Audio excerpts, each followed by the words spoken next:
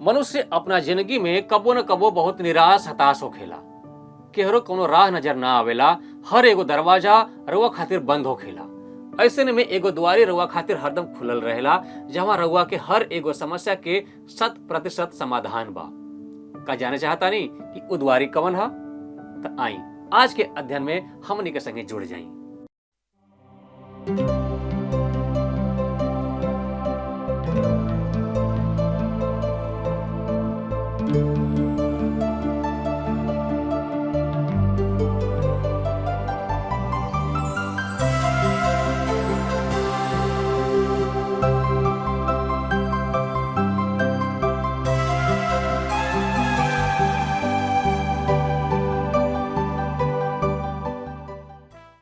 प्रिय मित्र भाई बहन लोग नमस्कार। हम रउआ सभे के जिंदगी के राह कार्यक्रम में स्वागत करतानी। इ कार्यक्रम रउआ सभे के सोझा एक खातिर पेश कर रहल जात बा कि रउआ सच्चाई के जान सको। इंसान यानी रउआ और हम परमेश्वर के सबसे बड़ रचना है जा। ऐसे वो हमनी में रुचि रखेले। हमनी ए बात के जानत बनी जा या ना, लेकिन हमनी के सब उनका नजर में अनमोल बनी जा। जब हमनी उनका के जानब जा तो हमनी खातिर उनकर का योजना बा ओकरा के भी जानब जा। परमेश्वर के लगे हमनी खातिर बहुत बड़े योजना बा और ये बाइबल परमेश्वर के वो योजना के मनुष्य जाति के सामने यानी हमनी के सामने प्रकट करेले। परमेश्वर चाहेले कि हमनी के उनका के जानी जा ताकि हमनी के खुशी पूरा हो गए। बाइबल में होशे की किताब में लिखल बा, कहे कि हम बलिदान से ना बल्कि अस्थाई प्रेम से खुश होखिला। होम बलि से ज्यादा हमारी इच्छा बा कि मनुष्य परमेश्वर का ज्ञान रखे। अगर हमनी के उनका के जानब जा तो बुराई की ओर ना भटकब जा। दुनिया की ओर देखब जा तो हमनी के पता चली कि वो लोग बिना अगुआ के दिशा विहीन होके भटक रहल बा। हमनी की स्थिति देखे या समझे खातिर दुनिया में कहीं दूर जाए की जरूरत नहीं खे। हमनी के हर एगो परिवार में ऐसा देखे के मिल जाई। दुनिया के रास्ता दिखावे खातिर परमेश्वर ईसा के रूप में प्रकट भइले।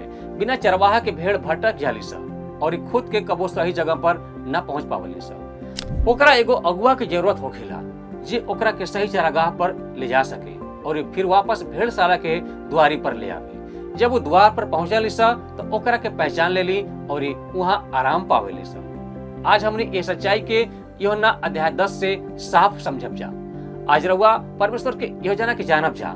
रउआ अपना जिंदगी में परमेश्वर के खुशी के देखब जा। तो आई आज के अध्ययन शुरू करे से पहले हमने एगो सुंदर आत्मिक गीत सुनी जा।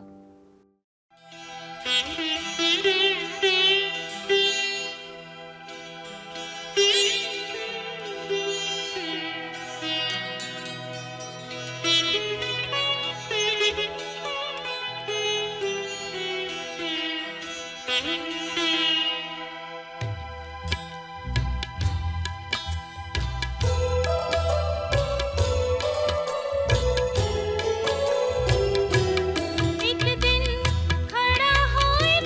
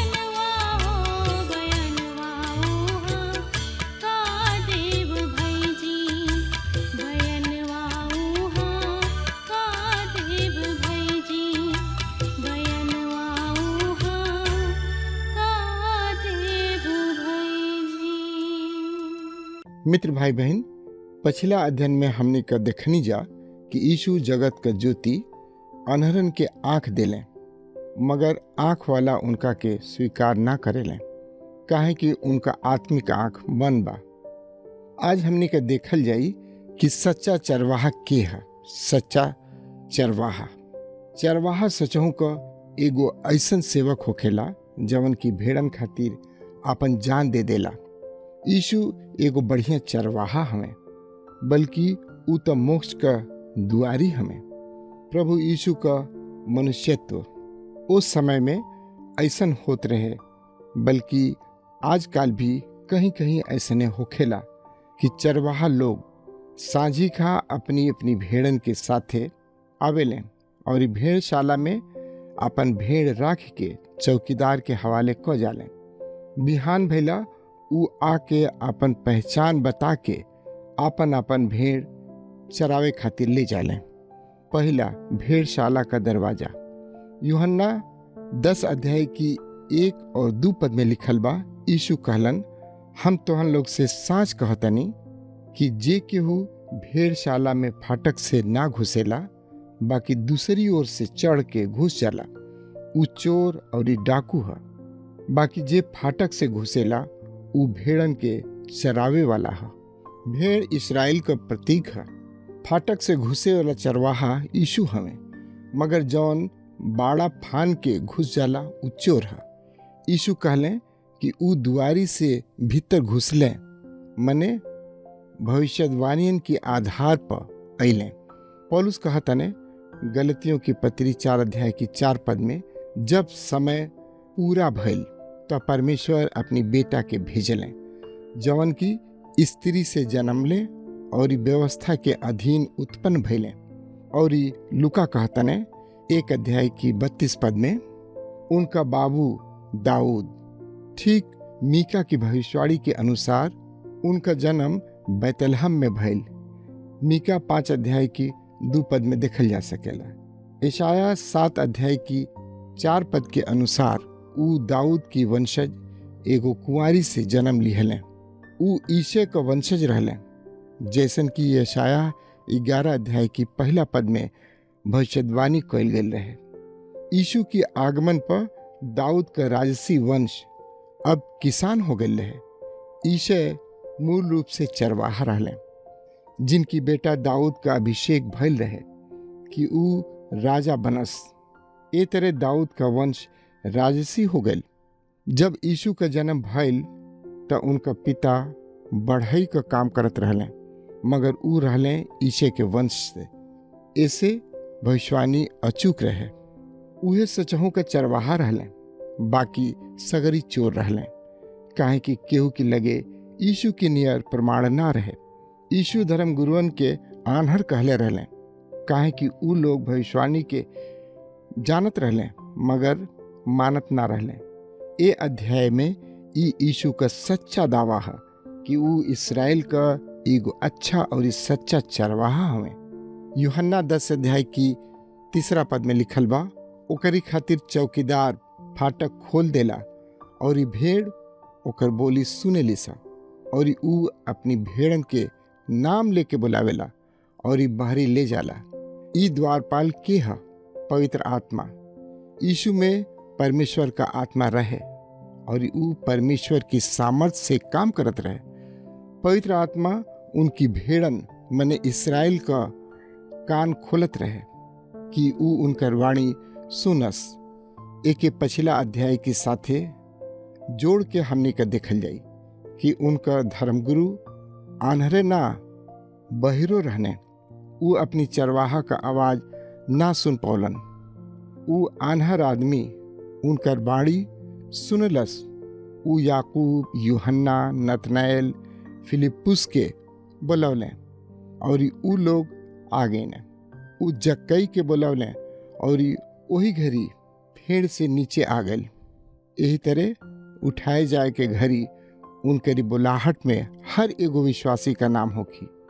यीशु अपनी भेड़न के नाम से बुला के इस्राएल की जंगल से अलगा ले जाई हैं। यूहन्ना रचित सुसमाचार 10 अध्याय की 4 पद में लिखल बा, और जब वो अपनी कुल भेड़न के बहरी निकाल ले लें, तब उ चरवाहा ओहनी के आगे आगे चलेला और इस सगरी भेड़ ओकरा पाछे चलेली सा, काहे से कि उ सब ओकर बोली जाने ली सा। प्रभु यीशु कहले उ उनका शब्द पहचाने ली सा। ई साच ह, इसराइल में चरवाहन का भेड़ एक ही संगे भेड़शाला में रहेली सा, मगर जब सवेरे सवेरे चरवाहा लोग आके बुलावे लें, तब उनका भेड़ उन्हीं के पाछे हो लेली सा। उस सगरी भेड़ अपनी अपनी चरवाहन का शब्द चिन्हे ली सा। जब हमनी का सुसमाचार का प्रचार करे नहीं जा, तब यीशु अपनी भेड़न के बुलावे लें और ही पवित्र आत्मा के द्वारा फाटक खोल दे लें। प्रभु का भेड़ कोनो माया जाल में ना भरम में पड़ल होखे, उ उनका बोली सुनते उनके पीछे हो ले लीसा। हमार भेड़ हमार शब्द चिन्हे लीसा।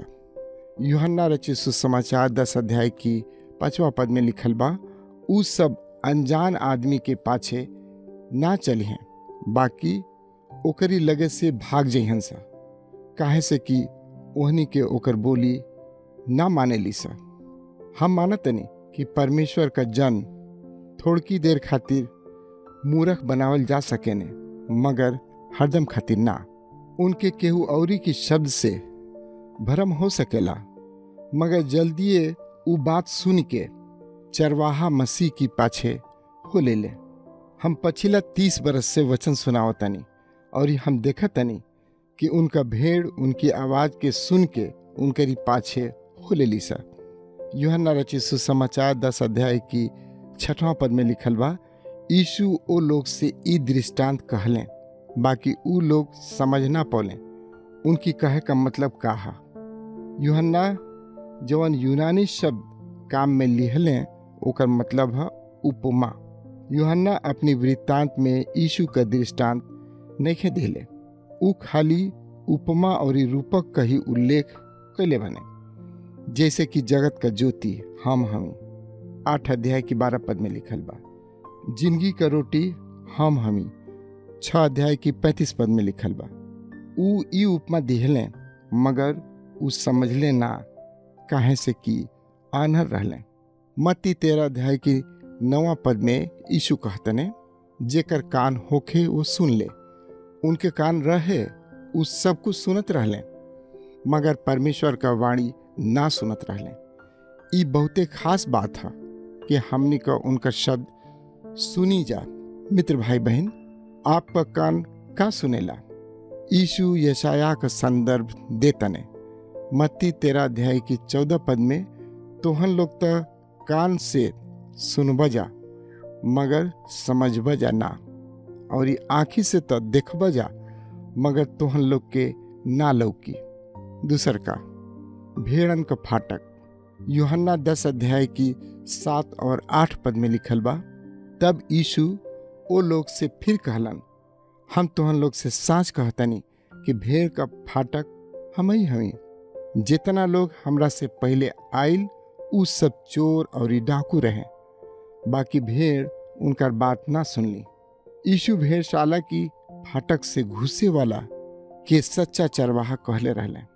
जब उ एक डेग आगे बढ़तने और कहतने, भेड़न का फाटक हम हई।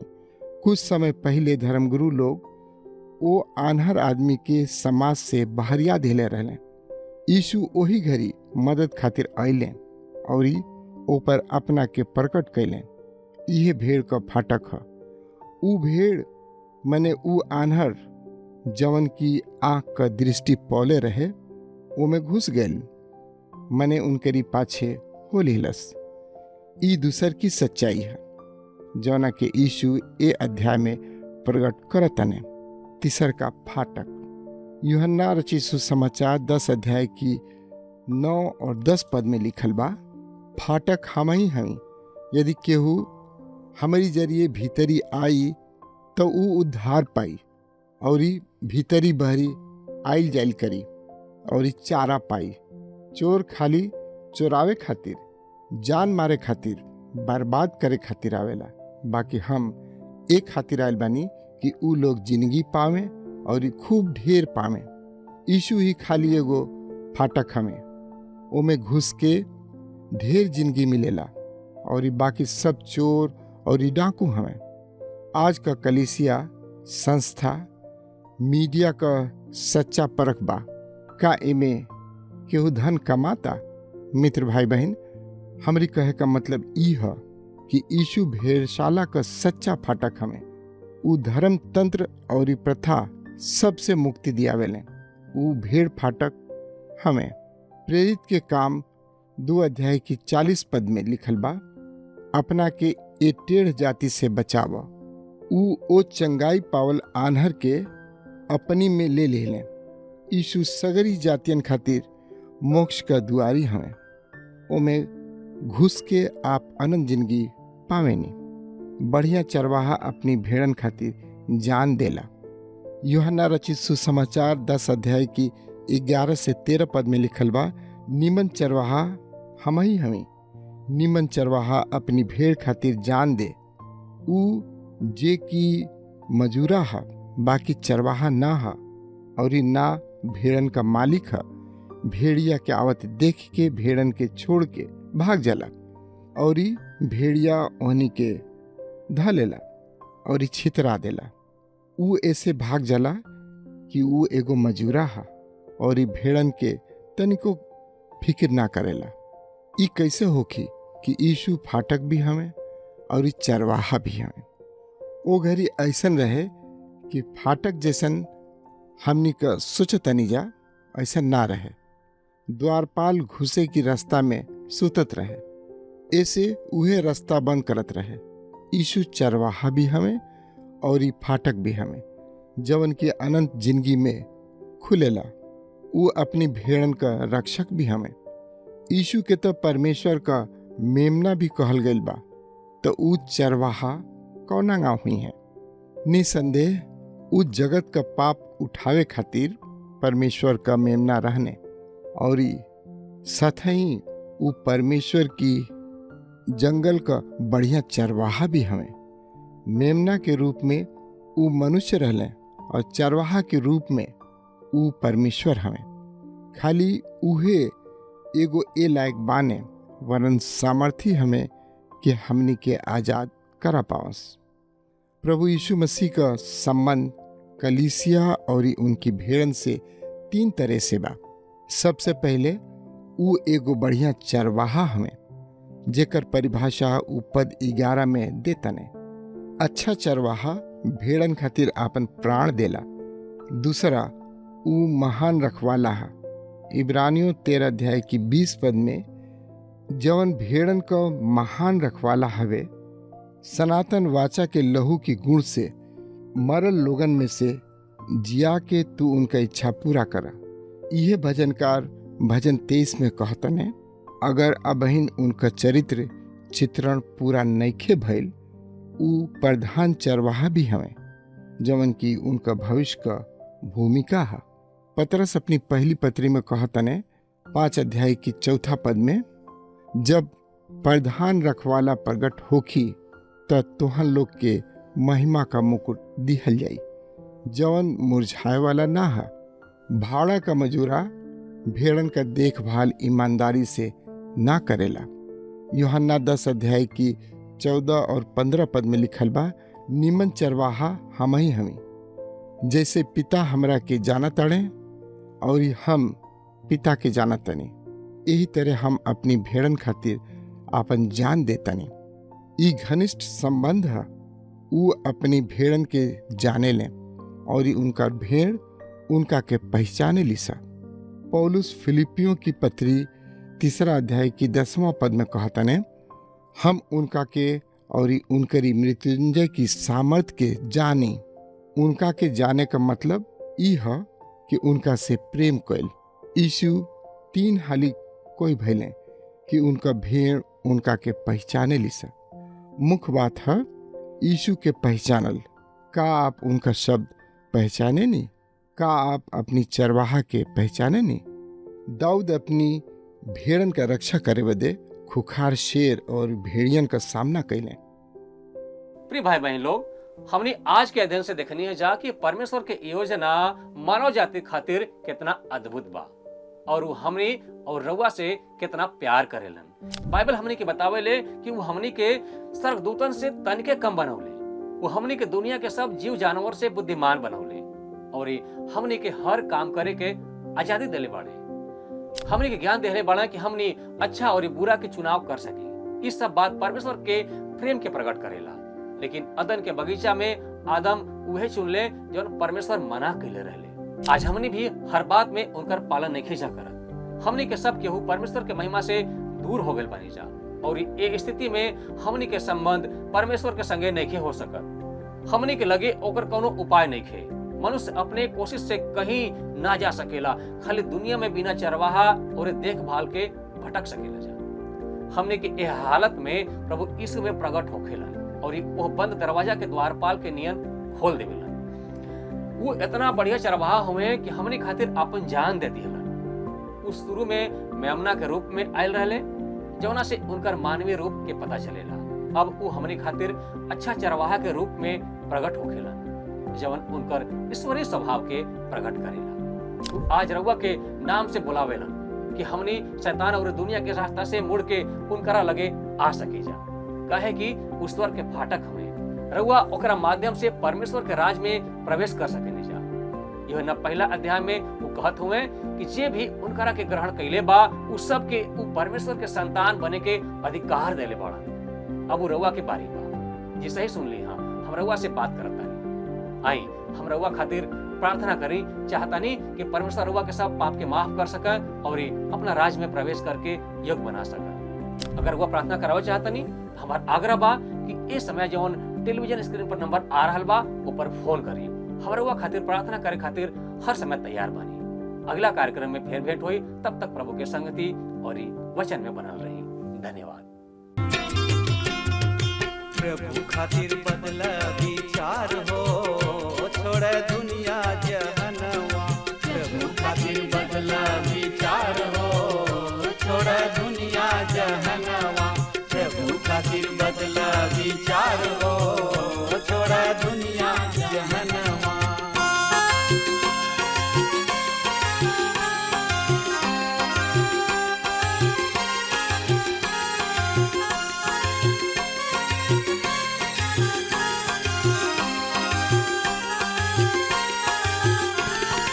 मनवा बदल बात बड़ा सुख पैबा।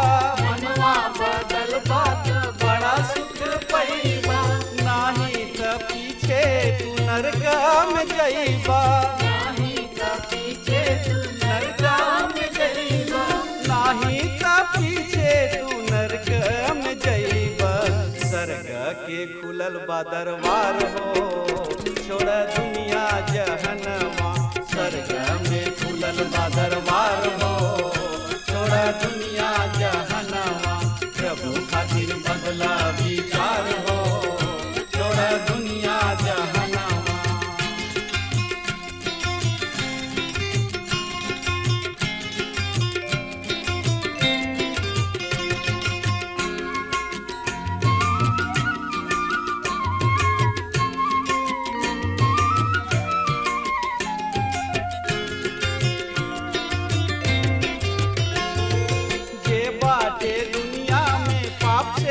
भरल जे बाटे दुनिया में पाप से भरल। बिन यीशु नाम के केहू न तरल। बिन यीशु नाम के केहू न तरल। बिन यीशु नाम के केहू न तरल। यीशु नाम से बाटे उद्धार हो, छोड़ दुनिया जहनवा। यीशु नाम से बाटे उद्धार हो, छोड़ दुनिया जहनवा। प्रभु खातिर बदला विचार हो, छोड़ दुनिया जहनवा।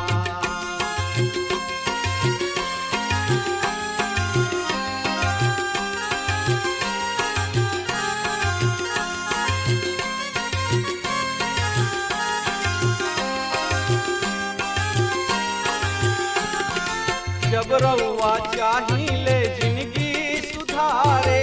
जब रउआ चाहिए जिंदगी सुधारे।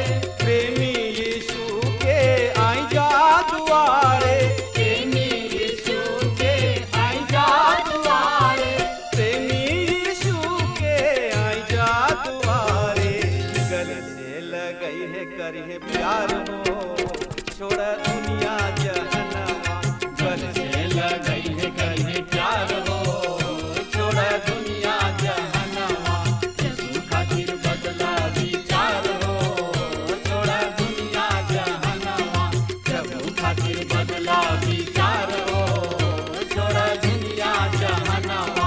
प्रभु खातिर बदला विचार हो, छोड़ा दुनिया जहानावा। यीशु का नाम सुखदाई, भजन करो भाई, ये जीवन दो दिन का। यीशु का नाम सुखदाई, भजन करो भाई, ये जीवन दो दिन का।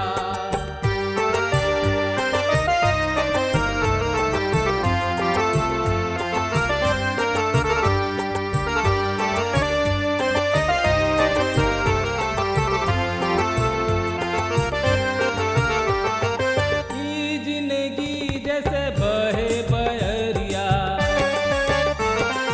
ई जिंदगी जैसे बहे बहरिया, ई नहीं माँ उड़ी जाई, भजन करो भाई, ये जीवन दो दिन का।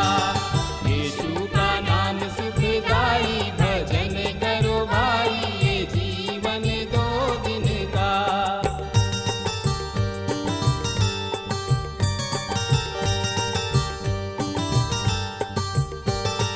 ई जिंदगी पर गर्व न करना, ई जिंदगी पर गर्व न करना, छाया समान ढली जा